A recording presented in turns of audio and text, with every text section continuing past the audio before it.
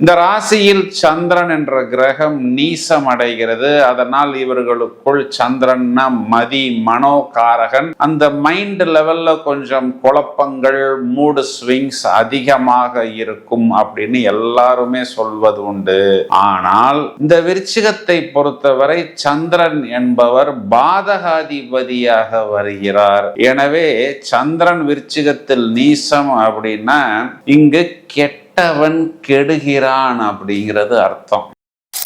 வெளித்தோற்றத்துக்கு இவர்கள் பெண்கள் போல் தோன்றினாலும் நிறைய பேர் பார்த்தோம்னா கொஞ்சம் ஒரு மாதிரி கொஞ்சம் ரஃப் அண்ட் டஃப்பா கரடு முரடாக இவர்களை பார்க்கலாம். தங்களின் தனிப்பட்ட ரகசியங்களை விருச்சிக ராசி சகோதரி கணவனிடம் கூட நிறைய நேரங்களில் முழுமையாக பகிர்ந்து கொள்ள மாட்டார்கள். அதனை பத்திரமாக இவர்கள் பாதுகாப்பார்கள். அதற்காக கூட இவர்கள் திட்டப்படுகிறார்கள்.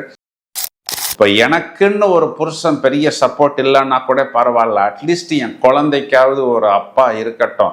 நாளைக்கு என் குழந்தைக்கு கல்யாணத்துக்குன்னு நான் பத்திரிகை அடிக்கும் போது இன்னாருடைய பொண்ணுன்னு போடுறதுக்காவது ஒரு புருஷன் இருக்கட்டும். அந்த புருஷன் அவங்க அப்பாவையும் அவங்க அம்மாவையும் என்னுடைய மாமியாரையும் மாமனாரையும் கவனிக்கலைன்னா கூட பரவாயில்ல, நானே கூட அவர்களை கவனித்து கொள்கிறேன் அப்படின்னு சொல்லி பெண்ணுக்கு பெண்ணாகவும் ஆணுக்கு ஆணாகவும் செயல்படக்கூடிய ஒரு அசாத்திய தைரியம் இந்த விருச்சிக ராசி சகோதரிக்கு உண்டு.